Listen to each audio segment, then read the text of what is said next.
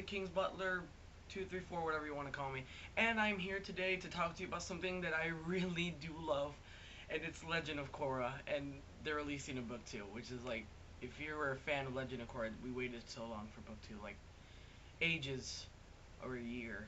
I can't really remember because, like, Legend of Korra book 1, when it aired, seemed so far, like, seemed like ages ago. In this video, I will tell you what I liked about book 1 and what I didn't like about book 1 and what I want them to improve in for book 2, because I don't want book 2 to be a complete piece of shit, because I don't want it to be horrible. That would be really bad, and that would ruin Nickelodeon, because that's literally the only good show on Nickelodeon. Okay, my first problem with book 1 of Legend of Korra, it was sort of the ships, like how they shipped characters. I mean, like, they put, like, Korra and, like, Bolin together and made Bora. That's cute. But the creators, I feel like they made a whole episode just to tell Bora, like, hey Bora, you ship Bora? You know, like, you shouldn't really do that to your fan base, because that is really, that's not right. You don't see them doing that in, like, Avatar: The Last Airbender. You didn't see them, like, tell, Taka, or, I forgot how to say it, like, go, you know. The problem with, like, Legend of Korra book 1 is everyone compared it to, like, Avatar: The Last Airbender. You're not supposed to do that. They're two completely different things.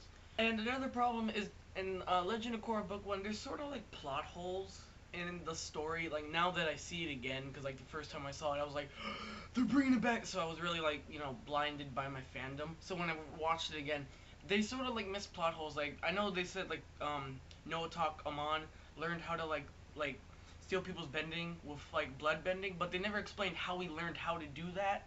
Like, I want to know who he learned it from, or, like, how, like, what did he, like, first do with it, because that's, like, a really cool power. I mean, you can take a lot of advantage with that. Not really a problem, but this is also another thing I remembered. They never showed Katara in her young age, like they did that with Toph and Sokka and Aang, but they never showed Katara. I just thought of that right now. Instead of bashing on Legend of Korra, now I'm gonna transverse to, like, me actually complimenting the series, which I love to do. So the first thing I liked about Legend of Korra, like, book 1, was that it was completely different from the book 1 we got in Avatar: The Last Airbender, which everyone again compares it to. But this one was, like, it wasn't as childlike and so, you know, soft. It was more for older kids. Like, they knew we grew up with Avatar: The Last Airbender, so they're like, hey, these kids, they expected us to grow up, which we did. But that season finale was like, I didn't expect that at all. No. Another thing I liked was Aang's facial hair, because it was pretty damn good facial hair. He did puberty right. Another thing I liked about Legend of Korra book 1 was that, Korra was a completely different avatar than Aang was. Aang was, like, really gentle and nice. Korra was, like, she was badass. She was awesome. She would beat the crap out of people, and she would always take justice in her own hands. So she was like Batman, but with a vagina. So it's like, except Batman was rich. I don't even know where I'm going with this anymore. I also liked that, like, they had the sons and daughters of the old characters we know and love. Like, Lin was Toph's daughter, and she was awesome. I loved her. Tenzin was Aang's son, and I loved him. Even though, like, they showed Tenzin's brother for literally 5 seconds, and then everyone loved him. So Tenzin had a heartbreak right there, because we had to see him for, like, 12 episodes. I'll talk about what I want in book 2. This is what I want in book 2. I don't want them to focus a lot on a love triangle, because I'm pretty sure at the end of Legend of Korra book 1, they already said that they're going with Makora, like, that's their ship. So I don't think any fan can really go against that. So I hope they don't really focus on the love triangle thing they did in the last book. I hope it's more focused on Korra, because that's what it's called, Legend of Korra, for a reason, not called Legend of Fandom Ships. I know most people are like, oh no, Legend of Korra book 1 wasn't focused on ships, or, like, the love triangle. Well, it was, because Bolin and Mako are basically competing for Korra. That is basically them saying they were targeting that.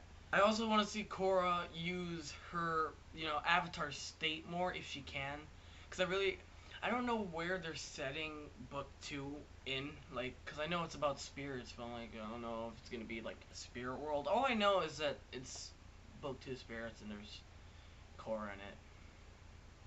And it's coming soon. That's basically what I know. I'm relying on hope that what I'm dreaming of will happen. I'm hoping I have hope. What I want to see is, like, another surprise ending, like the one we got in Legend of Korra book 1, because that ending, no one could have, like, guessed that was gonna happen until it was too late, like when Tarlok was like, and then you're like, oh no, and then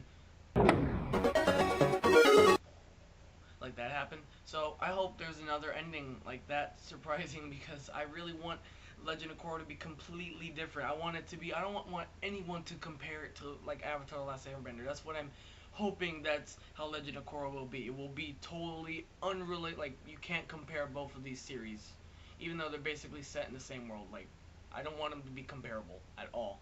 I think that's all. I think that's all I gotta say. I hope you enjoyed, and if you did, leave a like and don't forget to subscribe because I am going to post weekly. I'll try daily. I don't really know about daily, even though it is summer, so I do have a lot of time.